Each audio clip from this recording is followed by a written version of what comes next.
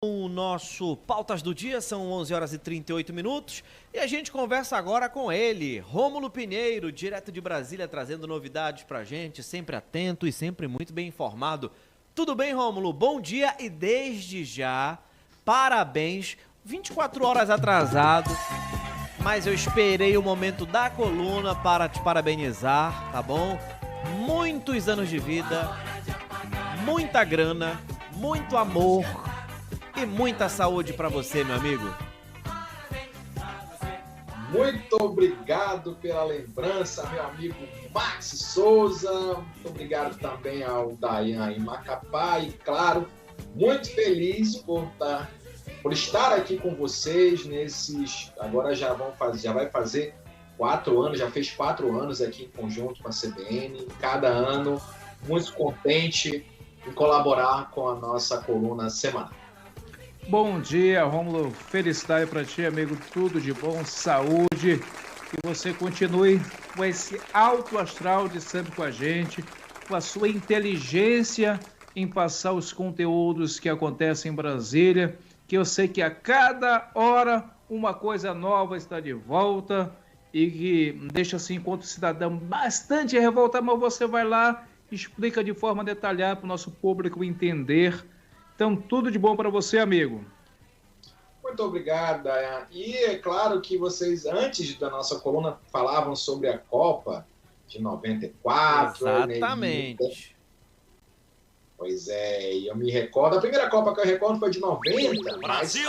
Mas acompanhando mesmo foi de fato a de 94. E cada jogo tem uma história. Afinal, eu estava de olhos fechados acompanhando os pênaltis, com muita agonia, mas deu tudo certo, meus amigos. Deu tudo certo, deu tudo certo. Rômulo, mais uma vez, parabéns. Eu queria essa dica, assim, como é que a pessoa consegue fazer 70 anos enxuta, assim, do jeito que o Rômulo... Muito bem. Tô brincando, cara, muito novo. Muito amigo, Max. Só tenho amigão nessa rádio CBN, viu? Muito obrigado, meu amigo, por lembrar a minha idade, viu? Vamos lá, então, Rômulo. A gente fica nesse momento descontraído, é sempre muito legal, porque toda vez que a gente fala de política, a gente fala o que está acontecendo no cenário nacional, envolve muito desconhecimento também por parte de algumas pessoas. E por isso você está aqui para detalhar o que acontece. Nós temos 2 temas hoje. O nosso primeiro é o depoimento de Alexandre Ramagem, na PF, no caso da ABIN paralela. E isso dá pano para manga até hoje, Rômulo. Pois é, Max e Dayan. Acontece que mês de julho, geralmente, é um mês parado aqui em Brasília, o pessoal está lá em recesso, ninguém quer trabalhar muito, o judiciário também parado, lógico, o judiciário nas cortes superiores. As outras estão trabalhando naturalmente, mas realmente o ministro Alexandre de Moraes resolveu não sair de folga e dar trabalho ao entorno do ex-presidente Jair Bolsonaro. Nós tivemos agora, na segunda-feira, a liberação do sigilo que havia sobre a investigação lá na Polícia Federal, envolvendo a questão da chamada ABIN paralela. E aí, claro, que questões de 4 anos atrás, por exemplo, voltam à tona, as investigações continuam em andamento, com a Polícia Federal finalizando o relatório com importantes informações sobre a questão envolvendo o filho, dessa vez o filho do ex-presidente Jair Bolsonaro, Flávio Bolsonaro. É bom lembrar que isso está relacionado à questão envolvendo aqueles crimes cometidos, ou supostos crimes cometidos lá em 2018 ainda, envolvendo Flávio Bolsonaro, o gabinete à época lá na Assembleia Legislativa do Rio de Janeiro. Na época, Flávio Bolsonaro era deputado estadual e se investigavam alguns crimes de peculato, lavagem de dinheiro, associação criminosa, que vulgarmente ficou conhecido como rachadinha, o desvio de verbas do parlamentar e no seu gabinete e seus funcionários. O nome técnico para isso ficou no popular conhecido como rachadinha, mas o nome técnico é peculato, é desvio de dinheiro público, associação criminosa, lavagem de dinheiro, enfim, é disso que está sendo acusado o ex-deputado estadual e o ex-senador Flávio Bolsonaro. Então, o que acontece, Dayan e Max, é que levantou-se o sigilo sobre os áudios que houve uma gravação do candidato agora, deputado federal e candidato a prefeito do Rio de Janeiro, Alexandre Ramagem, delegado da Polícia Federal, e à época chefe da ABIN, em que as advogadas de Flávio Bolsonaro se reuniram com o presidente Jair Bolsonaro e então chefe do Gabinete de Segurança Institucional, general Augusto Heleno, na tentativa de discutir saídas possíveis para uma eventual investigação que estava ali aos calcanhares de Flávio Bolsonaro. E tudo é muito curioso, na época e atualmente, essa reunião foi minimizada pelo entorno do ex-presidente, pelo próprio filho do ex-presidente, dizendo que ali não se discutiu nada demais.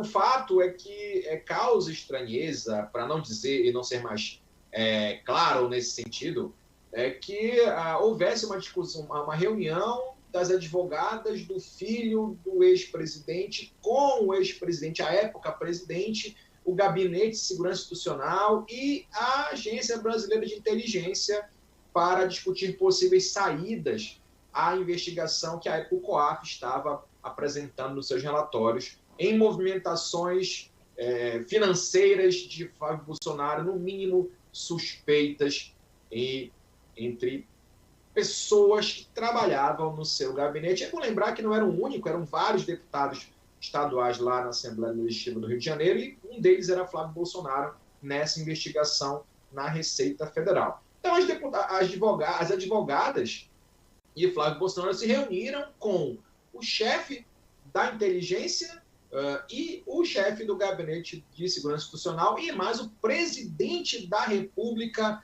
para tentar encontrar eventuais problemas nessa investigação, ou seja, tentar encontrar brechas para que pudessem ser investigados os auditores da Receita que estavam investigando o filho do ex-presidente. Ou seja, isso tudo é muito, no mínimo, curioso, porque não se discute com o presidente da República procedimentos de investigação dentro da Receita Federal. O presidente, na época, o ex-presidente, na época, e atualmente menciona que não sabia que estava sendo gravado. Os áudios são realmente constrangedores, para não dizer o mínimo, em situações nada palacianas ou nada republicanas, para melhor ser entendido.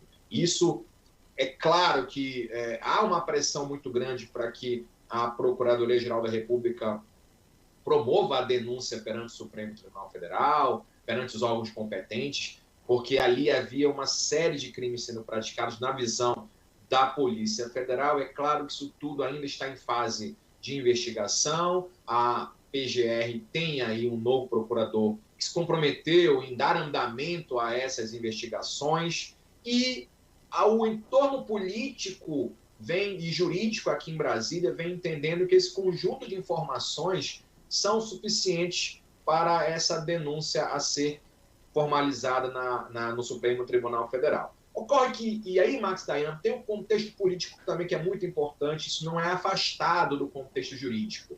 Então, o PGR talvez esteja, na visão dos interlocutores dele, aguardando o inquérito lá do 8 de janeiro para formalizar uma denúncia completa.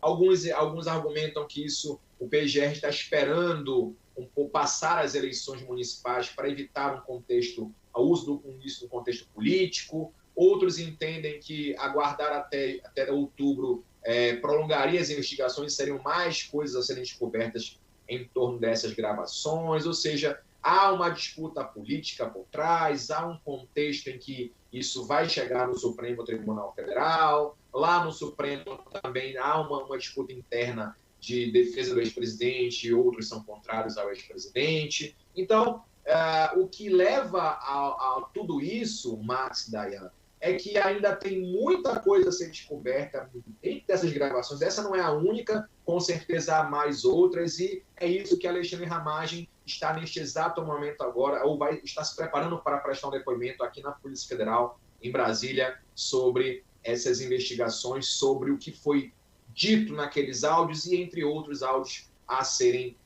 melhor debatidos e descobertos aí nas investigações. É difícil afastar aí algo ilegal, mas é o que se pretende aí, Alexandre Ramagem, a partir das 14 horas dessa tarde de quarta-feira, 17 de julho, meus amigos.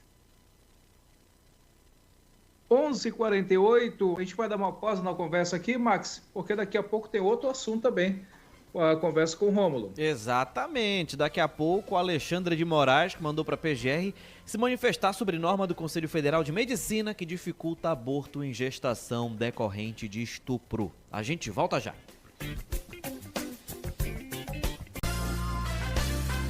CBN, pautas do dia.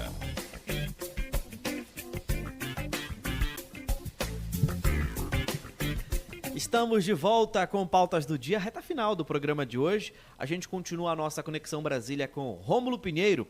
Agora ele traz o nosso segundo tema, que envolve também um cenário político conturbado. Alexandra de Moraes mandou a PGR se manifestar sobre norma do Conselho Federal de Medicina que dificulta aborto em gestação decorrente de estupro. É mais um caso, mais uma novela, ou melhor, mais um capítulo dessa novela, onde o debate ele é muito grande. E ontem, né, só pegando esse gancho, Rômulo, vi uma informação onde uma menina de 13 anos estava tentando um aborto legal, só que passou ali às 19, passou a 20 semanas, sendo que há 10 semanas ela já está tentando o aborto legal, sendo que ela já está com 28 semanas. Então, mais uma vez, é um debate que a gente precisa colocar aqui na CBN Amazônia.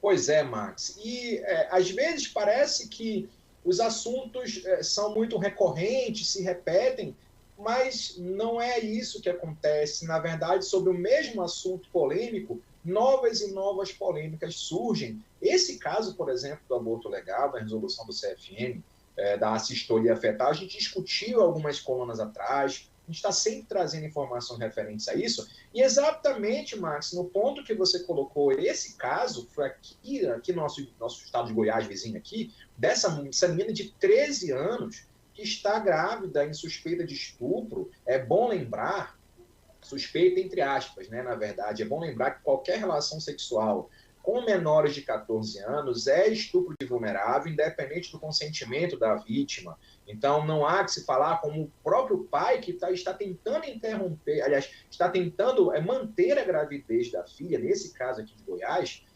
tentando manter a gravidez, indicando que não há certeza que houve estupro, já informou aí as autoridades que não há certeza, ainda tem que investigar, mas não nos esqueçamos que qualquer relação, como eu havia dito, com menores de 14 anos, nesse caso aqui, é relação de violência sexual, e este é um caso clássico que cabe no aborto já permitido por lei.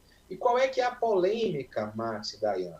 É que o Conselho Federal de Medicina determinou uma regulamentação, uma resolução, que proíbe os médicos de fazer um procedimento na interrupção da gravidez chamado de assistolia fetal, que na verdade é um método já reconhecido pela OMS, que é de menor risco à saúde da gestante, nesses casos da gravidez decorrente de estupro, que é introduzir medicação para fazer a parada cardíaca dos batimentos do feto, ou seja, do coração do feto, para que ocorra a interrupção da gravidez e, claro, com garantias de resguardo à saúde da vítima de estupro, que é o mais importante nesse caso aqui, resguardar a saúde da vítima. Aqui é um caso clássico de violência sexual. Nós temos aqui a lei autorizando esse tipo de situação. A lei proíbe o aborto, mas dá exceções a essa situação, que uma delas é exatamente essa,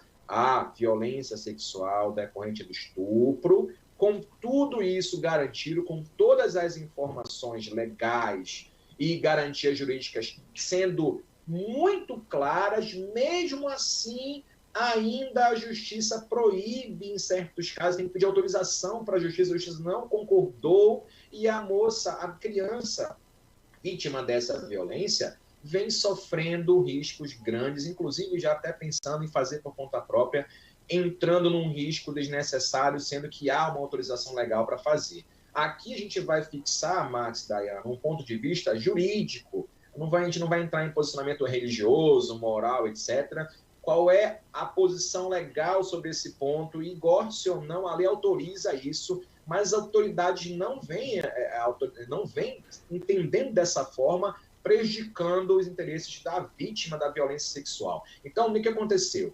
O partido político, o PSOL, foi até o Supremo para tentar cancelar, na verdade, sustar os efeitos dessa resolução do CFM e conseguiu, com o ministro Alexandre de Moraes, que essa resolução ficasse suspensa, permitindo, então, que os médicos fizessem, ou que não abrissem procedimentos contra médicos que fizessem um procedimento de assistolia fetal, ou seja, interromper a gravidez através desse procedimento. E aí, agora, a PGR foi chamada a se manifestar para que esse caso fosse, na verdade, ao plenário do Supremo, porque estava em plenário virtual, o ministro Cássio Nunes pediu destaque, Cássio Nunes contrário a esse tipo de procedimento, pediu destaque, o plenário agora vai a plenário físico, e agora a PGR tem um prazo para se manifestar, deve se manifestar a favor do procedimento, ou seja, para interromper, para permitir, para entender que a resolução é ilegal, e, claro, esse caso vai voltar ao Supremo aqui, uma situação que é claramente possível, mas ainda há muita questão retrógrada,